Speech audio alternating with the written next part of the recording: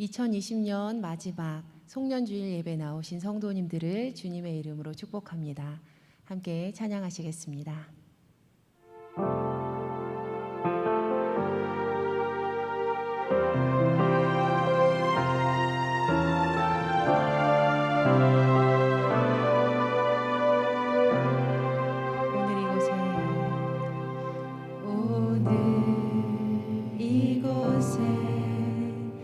계신 성령님 우리에게 말씀하시고 우리 가르치소서. 닫힌 우리 맘 열어주시고 주의 빛으로 밝혀 우리를 인도하소서. 오늘 이곳에 계신 성령님 우리에게 말씀하시고 우릴 가르치소서. 닫힌 우리 맘 열어주시고 주의 빛으로 밝혀 우리를 인도하소서. 주님보다 앞서지 않고 겸손하게 주님의 말씀 기다리니 주님 손에 우리 드립니다. 사랑으로 인도하소서.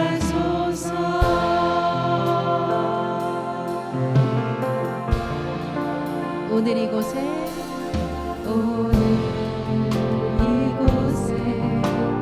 계신 성령님 우리에게 말씀하시고 우릴 가르치소서.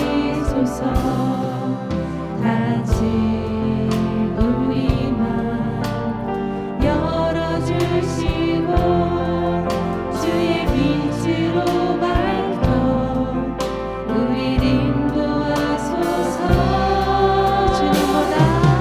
주님보다 앞서지 않고 겸손하게 주님의 말씀 기다리니 주님 손에 우릴 드립니다. 사랑으로 인도하소서. 주님보다 앞서지 않고 겸손하게 주님의 말씀 기다리니 주님 손에 우릴 드립니다. 사랑으로 인도하소서. 우리 성도님들, 우리가 있는 이곳에 오늘 바로 이 자리에 성령님께서 함께 하고 계십니다. 그 하나님께서 오늘 우리에게 말씀하고 계시고 그 말씀으로 우리를 가르치고 계십니다. 그 성령님을 체험하며 깊이 느끼는 예배가 되게 해달라고 우리 함께 마음을 모아서 기도하시겠습니다. 하나님, 고맙고 감사합니다. 성령님, 이곳에 함께 계셔주신 것 감사합니다. 우리가 하나님 만나기를 소원합니다. 은혜 더하여 주시옵소서. 이 자리 가운데 역사하시는 깊은 찬송을 드리게 하여주시고 각자의 처소에서 말씀하시는 하나님 가르치시는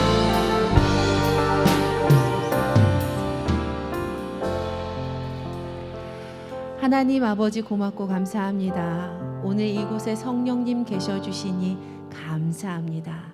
그 성령님 깊이 만나는 예배 되게 하여 주시옵소서. 우리를 구원하신 예수님의 이름으로 기도드립니다. 아멘.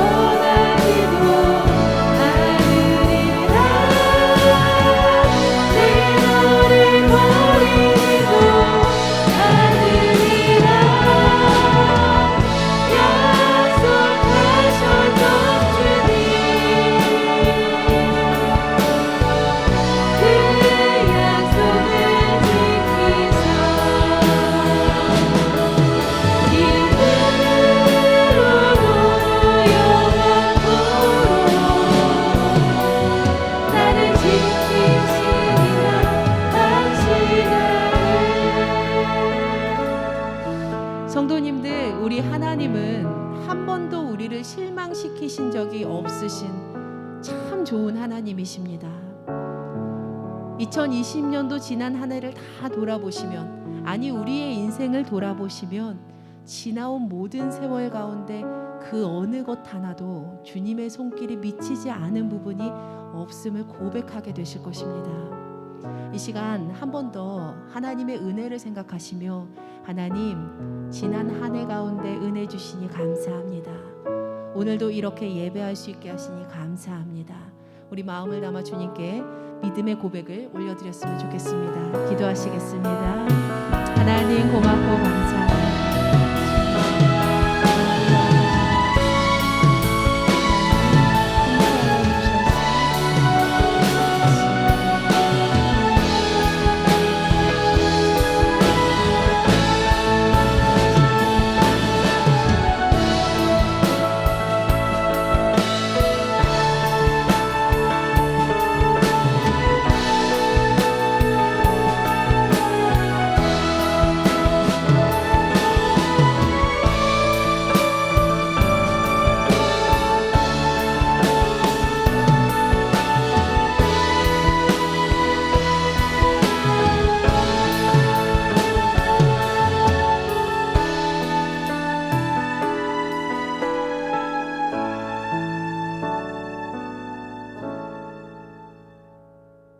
선하신 하나님 감사드립니다.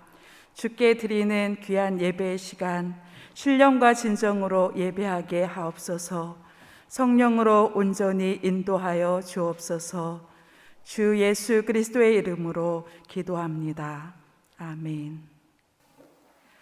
교독문 87번 교독하겠습니다.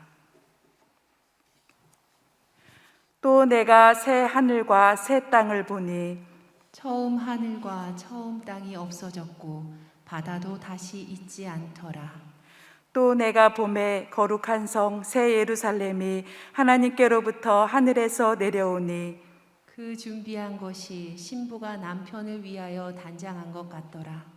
내가 들으니 보좌에서 큰 음성이 나서 이르되 보라, 하나님의 장막이 사람들과 함께 있음에 하나님이 그들과 함께 계시리니 그들은 하나님의 백성이 되고 하나님은 친히 그들과 함께 계셔서 모든 눈물을 그 눈에서 닦아주시니 다시는 사망이 없고 애통하는 것이나 곡하는 것이나 아픈 것이 다시 있지 아니하리니 처음 것들이 다 지나갔음이러라.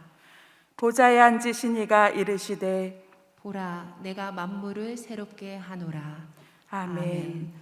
사도신경으로 신앙 고백하겠습니다.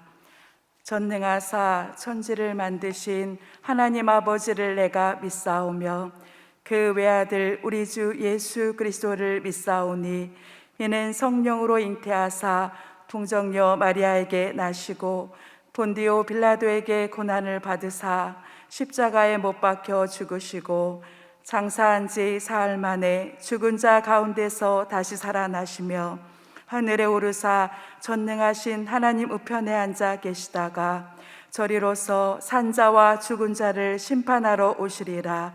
성령을 믿사오며 거룩한 공예와 성도가 서로 교통하는 것과 죄를 사하여 주시는 것과 몸이 다시 사는 것과 영원히 사는 것을 믿사옵나이다. 아멘.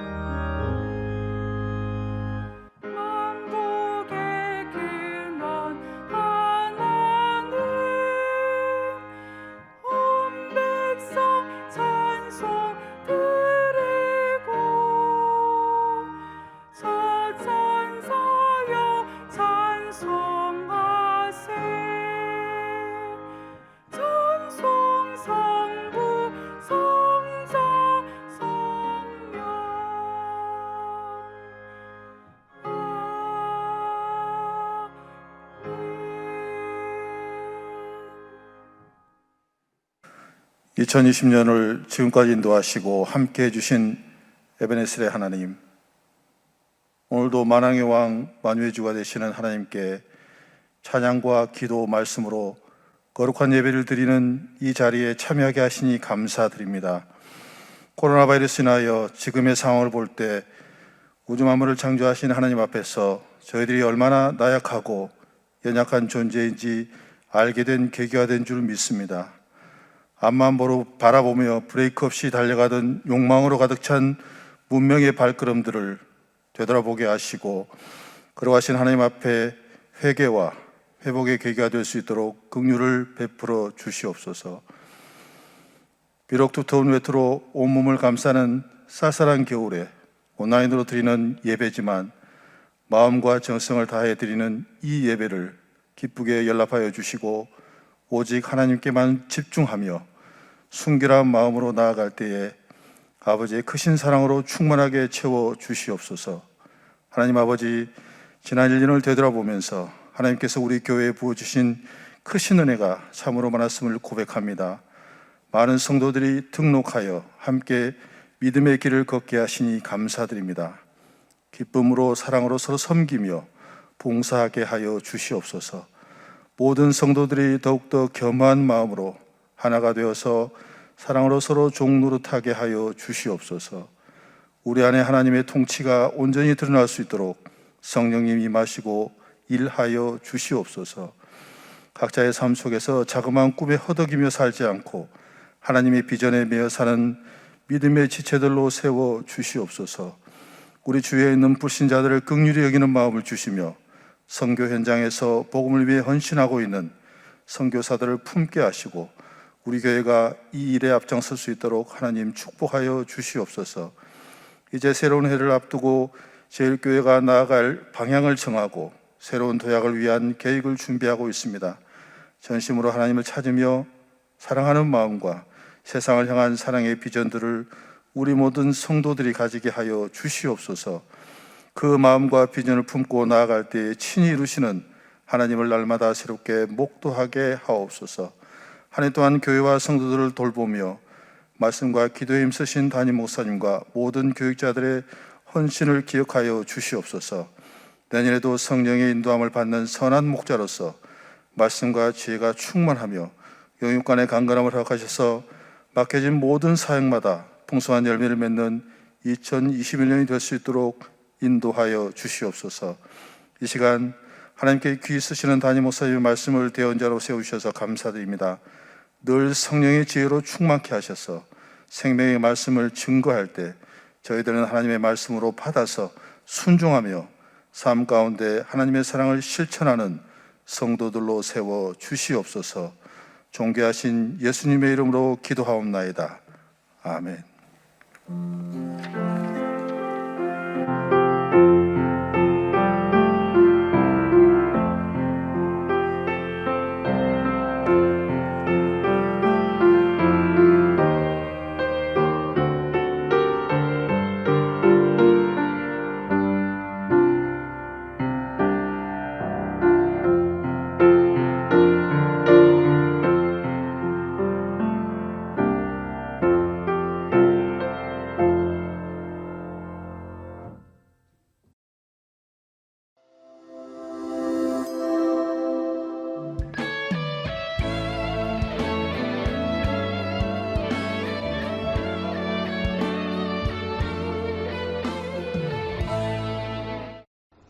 (2020년도) 한 해를 되돌아보며 하나님께서 우리에게 베풀어 주신 사랑을 기억하고 감사하는 성도님들 되시기 바랍니다.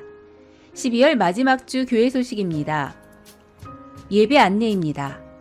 주일 1, 2, 3부 예배와 수요 예배를 영상 예배로 드립니다.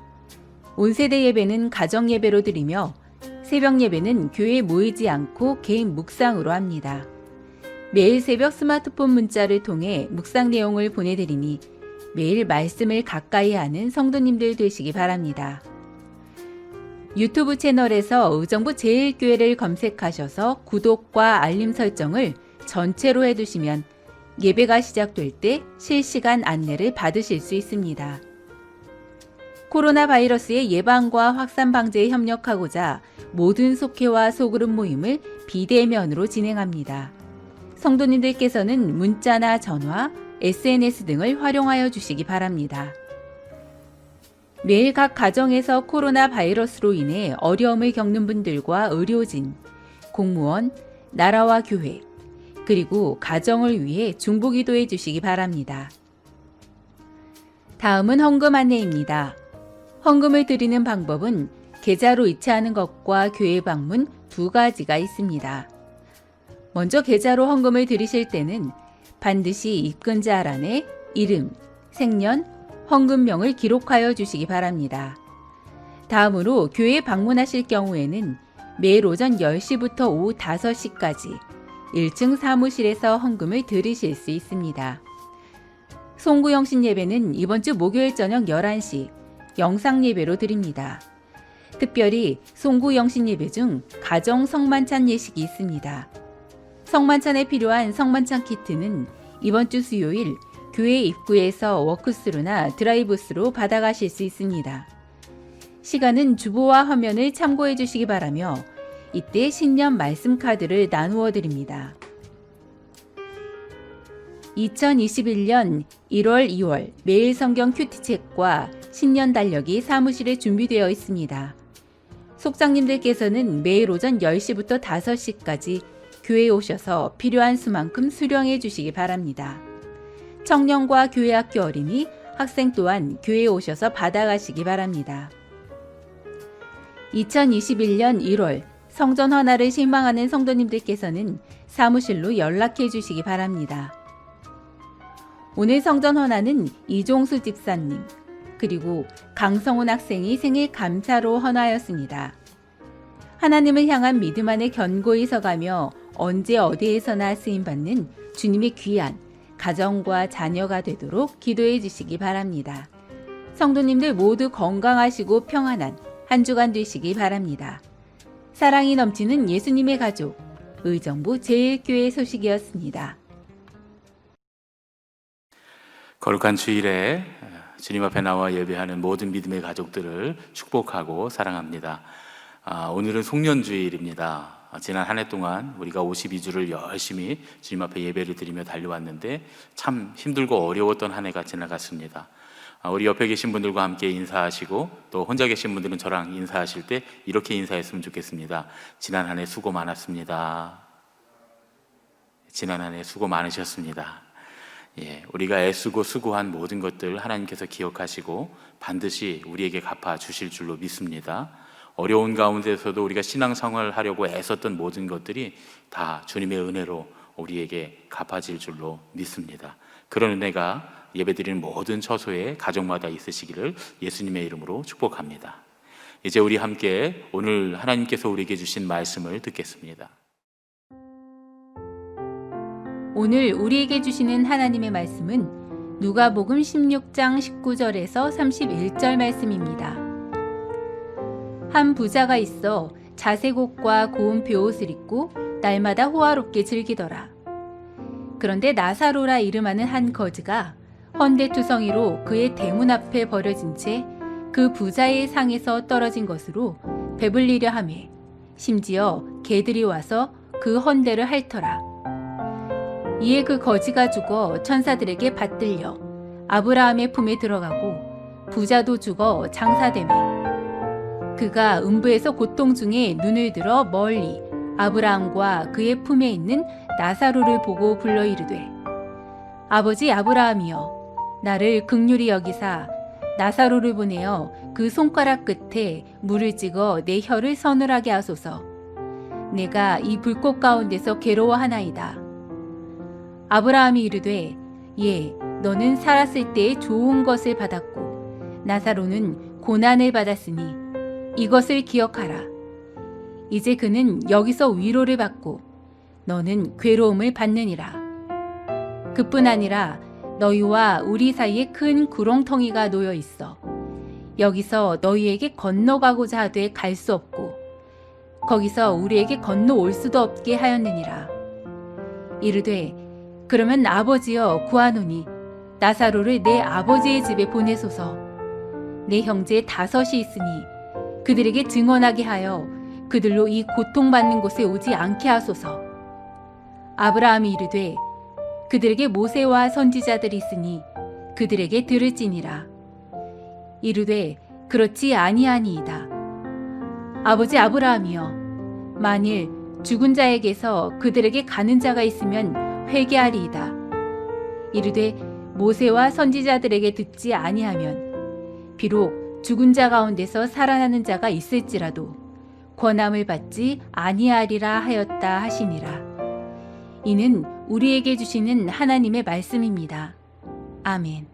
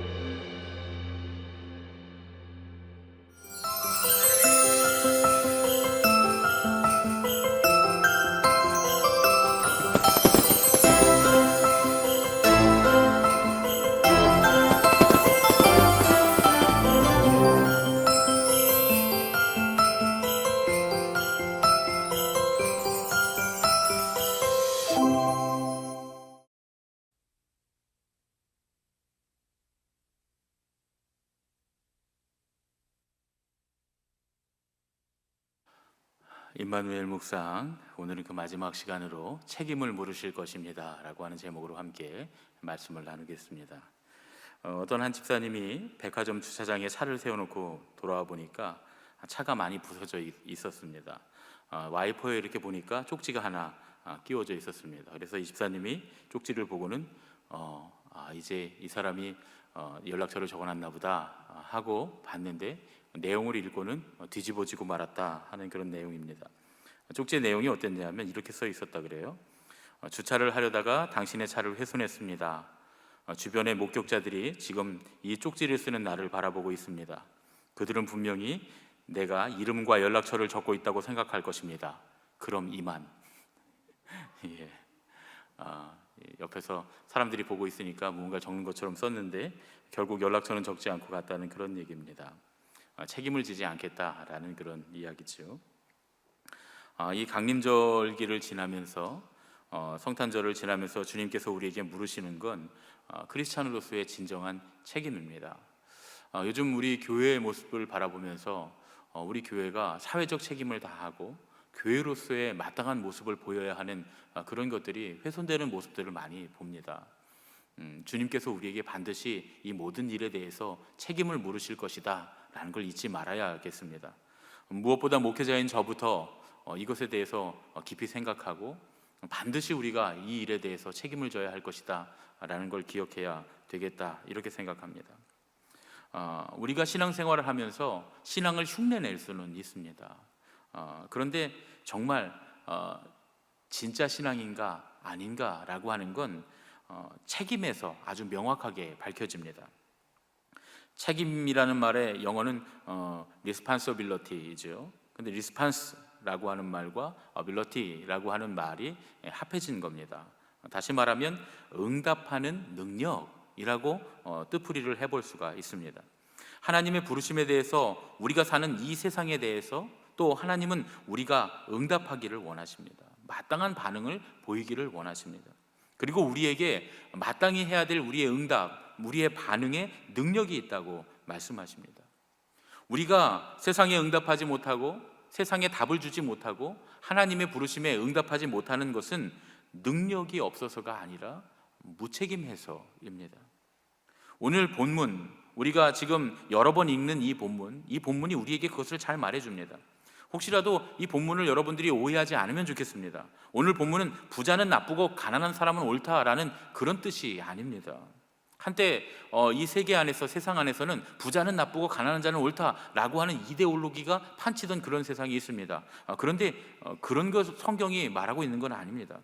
부자이기 때문에 지옥에 갔고 가난하기 때문에 천국에 갔다는 이야기도 아닙니다.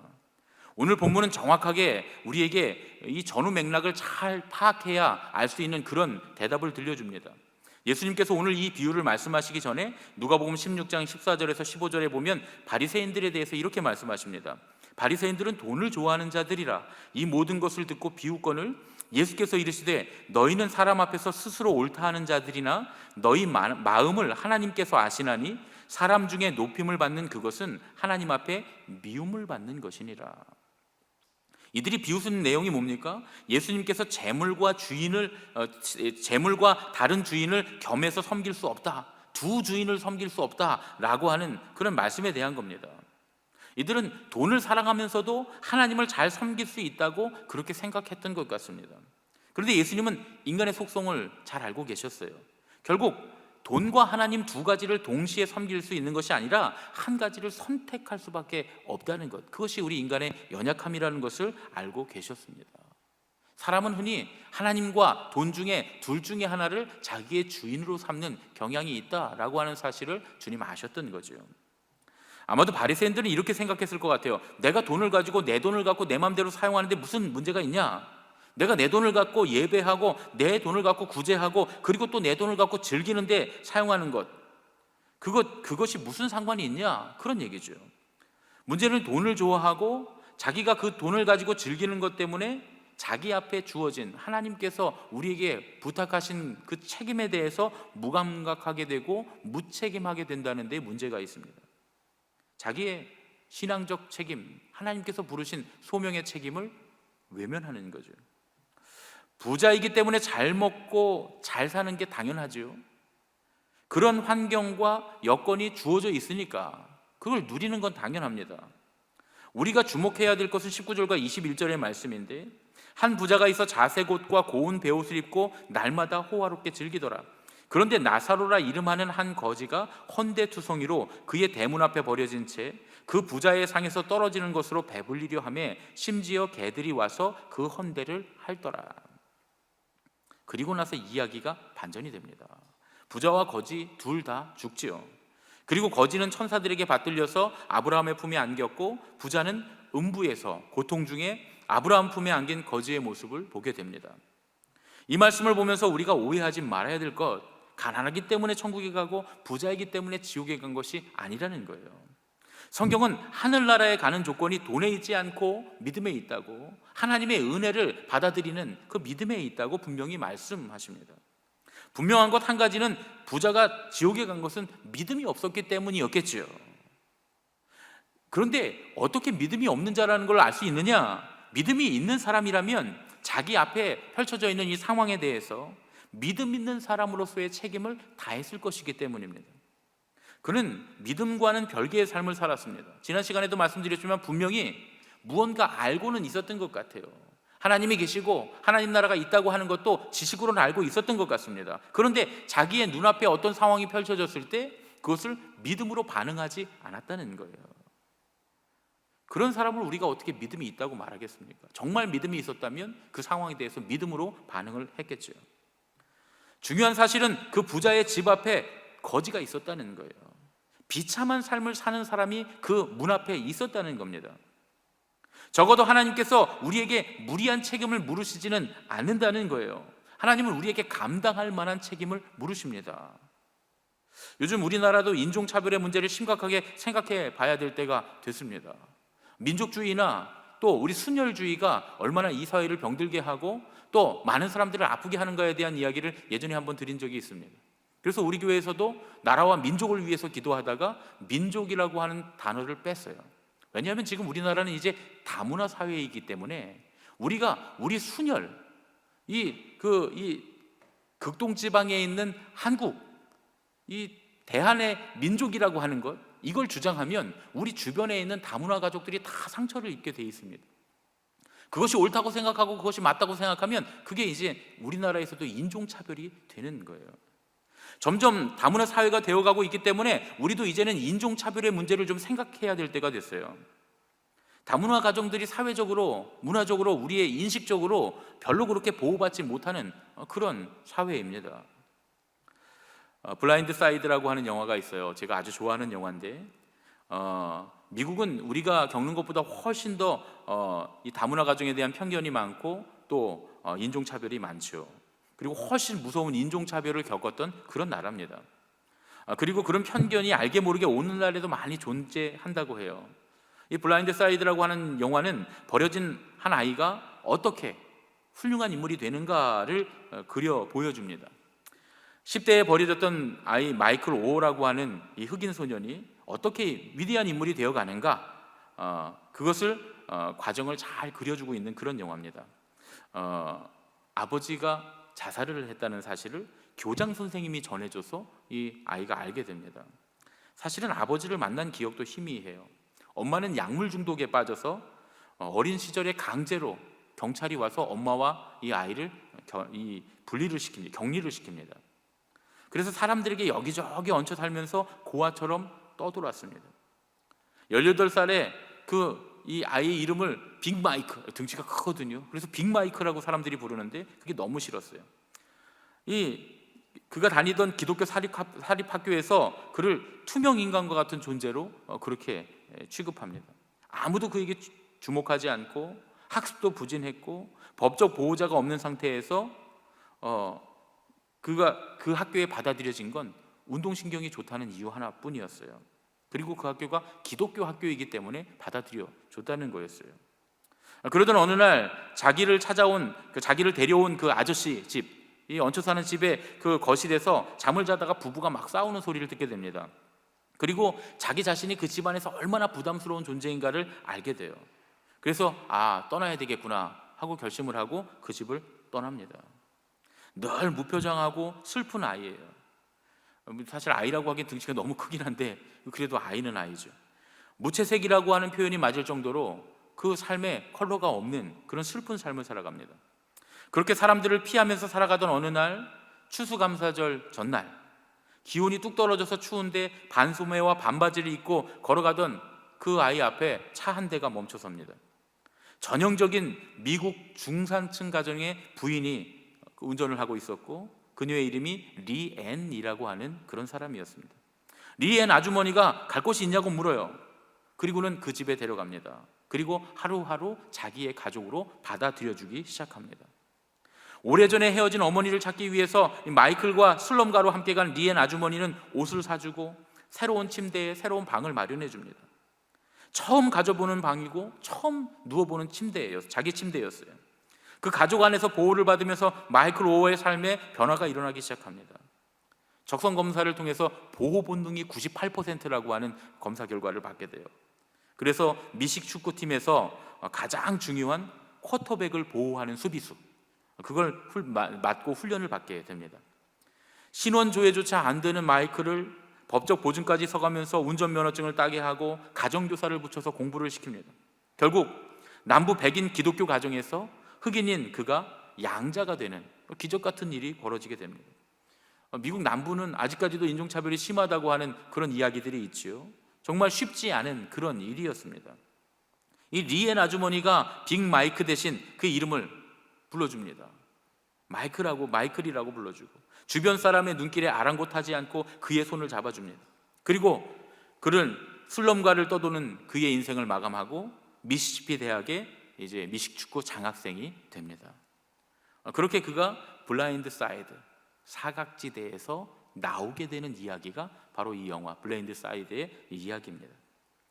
이 블라인드 사이드, 사각지대, 여러분, 사각지대라고 하는 건 우리의 눈에 보이지 않기 때문에 존재하지 않는 거라고 생각하기가 쉬워요. 그런데 사실 이 사각지대는 존재하지 않는 것이 아니라 단지 우리의 눈에 보이지 않을 뿐입니다. 우리의 눈에 보이지 않기 때문에 우리에게 책임이 없다라고 말할 수 없다, 그런 얘기예요. 오히려 우리가 그것을 보지 못하는 것이 우리의 죄악이 될 수 있습니다. 인종차별을 없애기 위해서 마틴 루터 킹 목사님처럼 우리가 그렇게 할 수는 없겠죠. 우리는 또 그런 상황은 아닙니다. 정치에 뛰어들어서 나라를 바꾸고 우리가 그런 것들을 우리 모두가 할 수는 없어요. 그러나 그럼에도 불구하고 우리 모두가 할 수 있는 일이 하나씩은 다 있습니다. 요즘 나라가 정말 어수선해요. 전국적으로 또 세계적으로는 팬데믹 때문에 정말 어수선합니다. 이제 3차가 진행되면 정말 다 폐쇄하고 저 혼자 영상을 여러분 스마트폰으로 찍어서 예배를 드려야 되는 상황이 올 수도 있어요. 각자 스마트폰으로 찍어서 찬양팀들은 찬양을 스마트폰으로 찍어서 보내고 이렇게 해서 편집해서 해야 되는 그런 상황이 벌어질 수도 있습니다. 정말 경제적으로도 너무 어렵고요. 우리 한 사람 한 사람의 생활들, 삶이 너무나 답답하고 힘듭니다. 그런데 거기다가 우리나라엔 지금 사법부와 행정부 사이에 큰 갈등이 있고요. 또 여기에 정치인들이 달려들어서 서로 물고 뜯으면서 싸우고 있습니다. 제가 이런 얘기 해도 되는지 모르겠지만 하여튼 진짜 그러니까요. 뉴스를 보면 참 답답한 마음입니다. 언론도 둘로 나뉘었어요. 언론도 둘로 나뉘어서 이쪽 편 드는 언론이 있고 저쪽 편 드는 언론이 있고, 여론도요. 사람들의 여론도 이쪽 편 들고 저쪽 편 들고 서로 싸우고 있습니다. 근데 싸우는데 그냥 싸우는 정도가 아니라 아주 치열하게 싸우고 있어요. 시국이 이렇다 보니까 요즘에는 어느 편에 설 건가, 이게 가장 중요한 이슈가 된 것 같아요. 그리고 마치 한쪽 편에 서서 싸워야 할 것 같은 생각이 들어요. 그렇지 않으면 문제가 있는 것 같이, 어느 쪽이든 편을 들어야 될 것 같은. 그래서 어떤 사람들은 뭐라 그러냐면 하던 일 다 내려놓고 지금 싸워야 될 때다, 막 이렇게 문자들이 막 옵니다. 그런데 요즘 제가 이 상황을 보면서 예전에 페이스북에 썼던 글이 하나 생각났어요. 그때도 참 온 나라가 정치적인 이슈들이 많아서 서로 막 싸우고 있을 때인데, 참 복잡했던 때인데, 당시 여러분 안녕하십니까? 라고 하는 글이 유명해져서 사람들이 막 따라하던 그때 저도 한번 그 글을 따라했던 적이 있었어요. 제가 한번 읽어보겠습니다. 여러분은 안녕들 하십니까? 오늘 새벽 눈이 또 한 움큼 내렸습니다. 교회 마당과 주차장에 눈을 다 치우니 운동이 됩니다. 땀이 나고 기분이 좋아졌습니다. 가끔 눈이 내려 운동을 많이 했으면 좋겠다는 엉뚱한 생각도 들었습니다. 눈삽을 들고 사택이 있는 빌라 앞에 눈도 치웠습니다. 교회에 쌓였던 눈에 비하면 어린아이 장난 같았습니다만 기분은 더 좋았습니다. 눈삽을 창고에 넣어두러 교회로 가는 길, 교회 맞은편 인도에 눈이 수북이 쌓여 있습니다. 눈삽을 든 김에 빌라 앞에서부터 교회 위쪽 공원까지 인도에 쌓인 눈을 다 치웠습니다. 안 하던 일이라 팔이 점점 무거워집니다만 기분은 점점 더 좋아집니다. 눈을 치운 뒤 삽을 창고에 넣고 내가 눈 치운 길을 따라 걸어 내려가다가 교복에 까만 구두를 신고 올라오는 여고생과 마주쳤습니다. 마음속으로 말합니다. 이 길, 이 아저씨가 다 치운 거야. 실제로 말하지는 않았지만 이미 어깨는 우쭐거리고 있었습니다. 오늘 많은 사람들이 그 길을 오르내렸습니다. 최소한 오늘 우리 교회 건너편 비탈길에서 넘어진 사람은 한 명도 없습니다.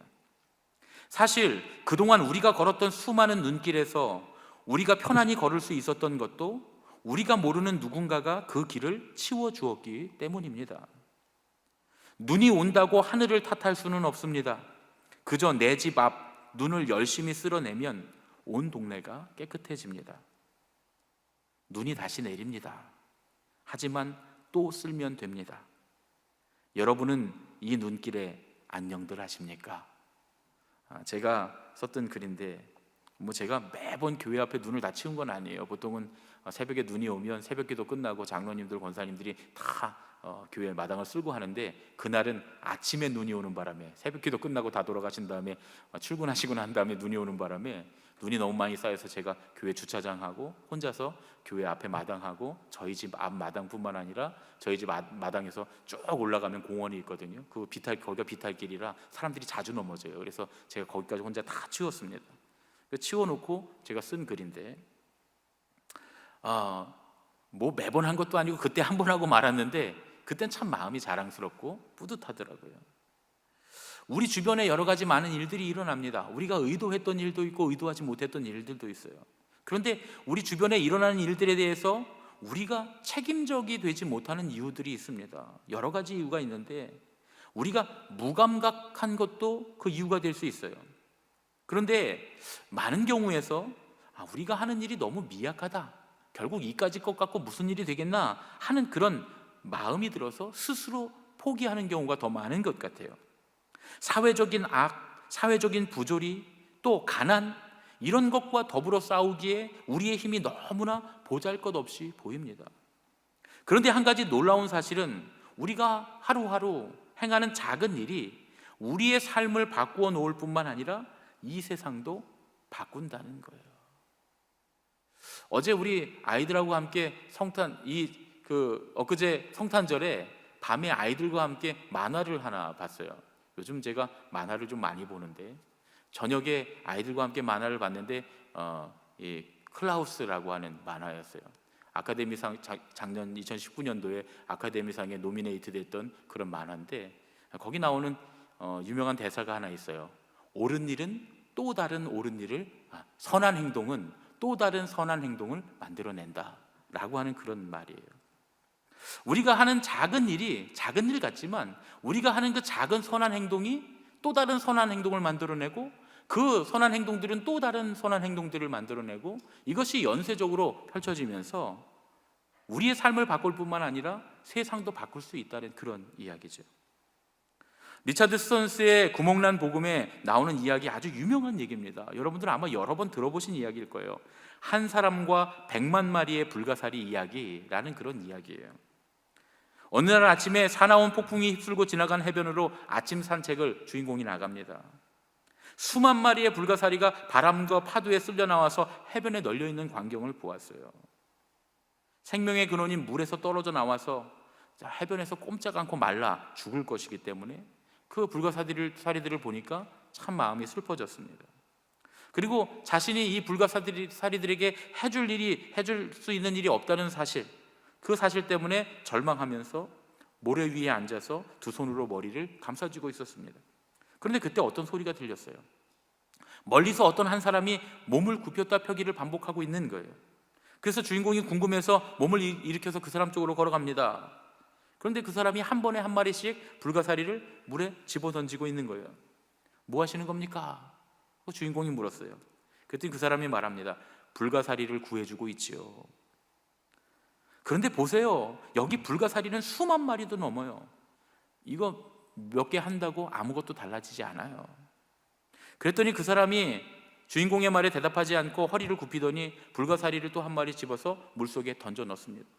그러면서 주인공의 눈을 쳐다보면서 이렇게 말합니다. 저 불가사리는 사정이 크게 달라졌지요. 수만 마리의 불가사리에게 100만 마리의 불가사리에게 할 수 있는 일은 없을지 몰라도 그 손에 던져져서 다시 바다로 들어간 그 불가사리 한 마리에게는 생명을 얻는 큰일이 일어나게 된 거라고.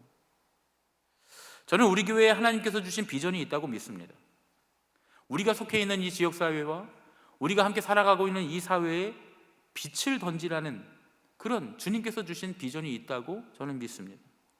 물론 우리가 할 수 있는 일들이 그렇게 많지는 않아요. 우리는 그저 이 팬데믹 상황에서 열심히 방역수칙을 잘 지키고 우리 교인들 중에 한 사람이라도 우리 교회 때문에 어려움 당하지 않도록, 또 우리 교회 때문에 병에 걸리지 않도록, 우리 교회 때문에 이 지역사회에 이 질병이 전파되지 않도록 그냥 문을 닫고 우리 집에서 예배 드리는 이런 작은 일밖에 할 수 없습니다. 이게 대단한 일은 아니잖아요. 그런데 우리가 행하는 이 작은 일들로 말미암아서 어떤 사람들이 생명을 얻게 되고 어떤 사람들이 평안을 얻게 된다면, 이 사회에 조금이라도 도움이 된다면, 또 그 일로 인해서 어떤 한 생명이 하나님께로 돌아올 수 있다면, 우리가 베푸는 그 작은 선행이 그 누군가의 헌대에 약을 발라주는 별일 아닌 것 같은 그런 일들이 될 수 있다는 거예요. 교육의 기회를 제공하고 미래를 열어주고 하는 작은 일들, 이런 일들이 우리가 행하는 하나의 선행이 평생을 음지에서 살 수밖에 없는 어떤 사람들을 양지로 끌어내오는 일이 될 수도 있다, 그런 얘기입니다. 우리가 하기에는 너무나 부족합니다. 우리는 이 일을 책임질 수 없어요. 우리는 이 일을 감당할 수 없어요 하고 손을 놓고 있을 때 우리가 아닌 누군가는 분명히 열심히 움직이고 있고 하나님은 그 누군가를 통해서 반드시 역사하고 일하실 겁니다. 그렇다면 기왕이면 우리도 함께 일해야 되겠지요. 그 손이 우리의 손이면 좋지 않겠습니까? 지난 한 해 동안에 우리는 국내의 10개의 미자립교회와 또 8개의 기관, 또 8교회 해외 선교지를 도왔습니다. 그리고 이 외에도 일시적으로 어려움을 당해서 요청하는 곳에 여러 군데 저희가 더 도왔어요. 연말이 되니까 이제 그분들부터 감사의 편지, 선교지 소식들이 들어와요. 팬데믹 상황이니까 뭐 할 수 있는 게 별로 없잖아요. 그럼에도 불구하고 이 팬데믹 상황에서도 공동체와 사역을 지켜나가려고 하는 그 교회들의 이야기, 그 눈물겨운 그런 이야기들을 들으면서 참 마음에 감동이 됐습니다. 어려운 시기지만 그래도 이런 분들이 있기에 우리의 신앙의 미래가 있고, 이 교회가 하나님의 전체의 몸인 이 후울처치, 온 교회가 이 어려운 시기를 잘 극복해 나갈 것이다 라고 하는 희망을 던져줬습니다. 사실은 뉴스에서 나오는 소식들, 또 여론에서 사람들이 말하는 것들, 교회를 비난하고 교회를 책망하는 그런 이야기들을 들으면 정말 이 교회는 금방 망할 것 같아요. 이 교회는 왠지 이 사회에서 없어질 것 같은 그런 생각이 들었는데, 그럼에도 불구하고 자기의 자리에서 열심히 목회하고 최선을 다해서 수고하고 있는, 이 어려움을 극복하려고 애쓰고 있는 그런 분들의 이야기를 들으면 우리에게 희망이 있습니다. 그리고 우리가 함께 이분들과 함께 도우면서 함께 동역할 수 있어서 참 행복하다, 참 감사하다 하는 마음이 들었습니다. 그리고 이건 우리가 계속 해나가야 될 일들이구나, 우리가 이런 일들을 계속 해나가야 되겠다라고 하는 마음을 갖게 됐습니다. 설득의 심리학이라는 책에 보면 1964년 미국의 퀸스 지방에서 20대 여성이 밤늦게 귀가하다가 괴한에게 목숨을 잃는 그런 사건을 소개합니다. 당시 뉴욕 타임즈의 편집국장이었던 로젠탈이라고 하는 사람이 그 여성이 아무도 모르는 비밀스러운 장소가 아니라 수많은 사람이 목격하는 가운데 오랜 시간 고통을 당하면서 서서히 죽어갔다라는 것에 굉장히 충격을 받고 글을 썼던 것 같아요. 살인자는 그녀를 쫓아다니면서 30분에 걸쳐서 3차례나 칼로 찔렀고 이 여인은 비명을 지르면서 필사적으로 저항을 했답니다. 그런데 창문을 통해서 무려 38명이 보고 있었대요. 그런데 그 38명 중에 그 여자를 도우러 나온 사람이 아무도 없었던 거예요. 심지어 경찰에 신고한 사람조차 없었답니다. 이 보도가 나간 후에 사람들이 경악합니다. 모두 선량하고 정상적인 사람들이라고 생각했는데 그 사람들이 30분 동안 경찰에 연락한 사람이 없다라고 하는 사실 때문에 너무 놀란 거죠. 그때 나타네와 달리라고 하는 심리학자가 오히려 너무 많은 목격자가 있어서 경찰에 신고하지 않은 것이다 라고 하는 새로운 해석을 내놓았습니다. 한 사람이 있을 때와는 달리 여러 사람이 있을 때는 책임이 분산돼서 내가 아니어도 누군가 도와주겠지라고 생각하게 되었다는 거예요. 사실 우리 주변에서 비일비재하게 일어나는 일들입니다. 내가 아니어도 이 일을 할 사람이 많겠다라는 그런 생각 말이죠. 그래서 우리 스스로가 책임이 없다라고 생각하면서 위안을 삼는 겁니다. 하나님은 누구누구와의 관계, 다른 사람이 그 자리에 있었는가 이런 건 우리에게 안 물어보실 거예요. 단지 나에게, 우리 한 사람 한 사람에게 주어진 환경에서 어떻게 우리가 책임적으로 그 하나님의 부르심에 응답했는가를 보실 겁니다. 오늘 말씀을 정리하면서 제가 시 한 편을 소개하려고 합니다.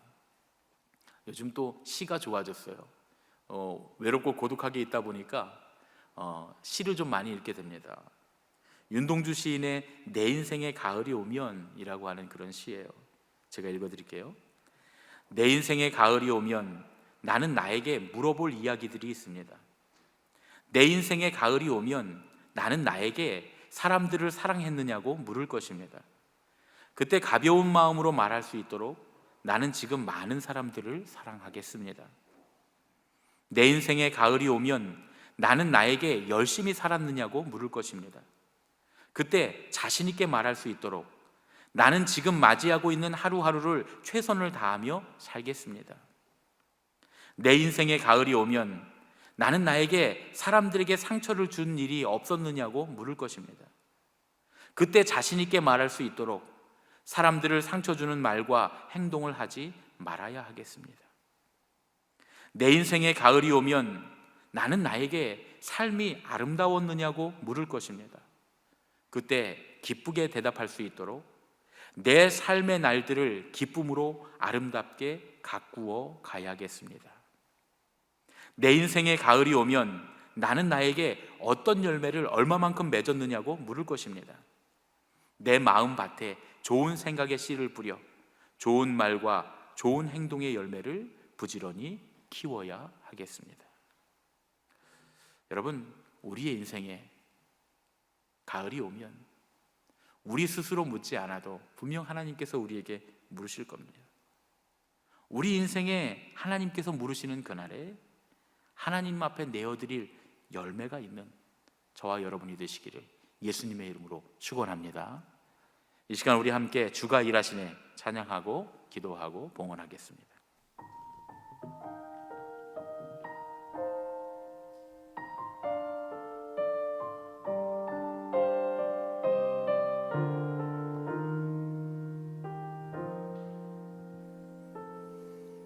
날이 저물어 갈 때 빈들에서 걸을 때 그때가 하나님의 때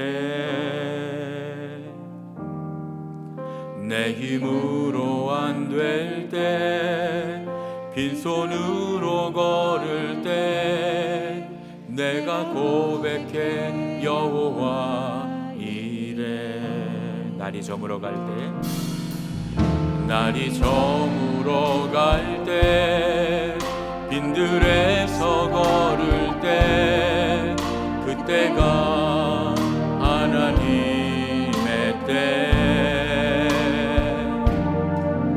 내 힘으로 안 될 때 빈손으로 걸을 때 내가 고백해 여호와 이래 주가 일하시네 주가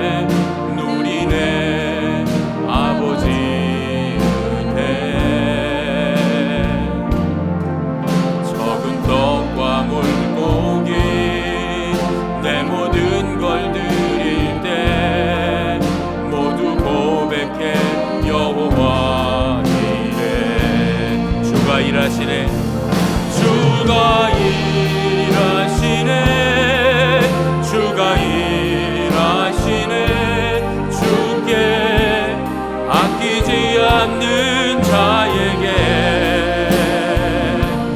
주가 일하시네 주가 일하시네 신뢰하며 걷는 자에게 주가 일하시네 주가 일하시네 주가 일하시네 주께 아끼지 않는 자에게 주가 일하시네 주가 일하시네 신뢰하며 걷는 자에게.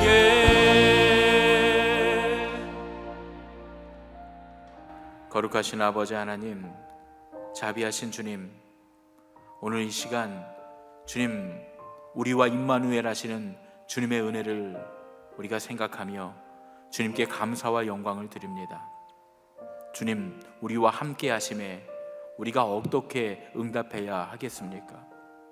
주님께서 원하시는 부르심에 이 세상에 대해, 주님의 부르심에 대해 우리가 어떻게 응답하고 대답하기를 원하시는지 오늘 이 시간 우리가 깨닫게 하여 주시옵소서. 주님의 은혜의 부르심에 온전한 응답으로 주님께 기쁨을 드리는 삶이 되도록 우리를 붙들어 주시옵소서. 우리 인생의 가을이 오면 주님 반드시 열매가 있느냐고 우리에게 물으실 것입니다. 주님, 하루하루 주님께서 부르신 부르심에 우리의 작은 대답을 들려드릴 때, 이 세상이 주님이 어디 계시냐고 주님 울부짖을 때에 그들의 질문에 작은 손길로 하루하루 응답해 나갈 때 주님께서 우리 인생의 가을에 찾으시는 드릴 열매가 우리에게 풍성할 줄로 믿습니다. 오늘 이 시간도 주님 작은 예물로 주님 앞에 드립니다. 비록 적은 떡과 물고기이지만 주님 받으시고 우리가 드리는 이 예물 가운데 열매가 있게 하여 주시옵소서. 우리의 삶에, 우리의 신앙에 참된 열매가 맺어지도록 인도하여 주시옵소서. 한 해를 마무리하는 이 마지막 주일, 송년주일에 지난 한 해를 우리가 어떻게 살았는지 돌아보며 이제 이후의 삶 가운데 주님 앞에 온전히 응답하는 삶이 되도록 우리를 축복하여 주시옵소서. 이제는 우리 주 예수 그리스도의 은혜와 하나님 아버지의 지극하신 사랑과 성령님의 교통하시고 인도하심이 이제 우리 인생에 가을이 올 때 주님께서 우리에게 열매가 있느냐고 물으실 때 드릴 것이 있는 믿음이 되기를 원하는 예수님의 가족들, 우리 제일교회 모든 식구들, 이 예배에 참여한 모든 예배자들 머리 위에 이제로부터 영원까지 함께하여 주셨기만을 간절히 축원하옵나이다. 아멘.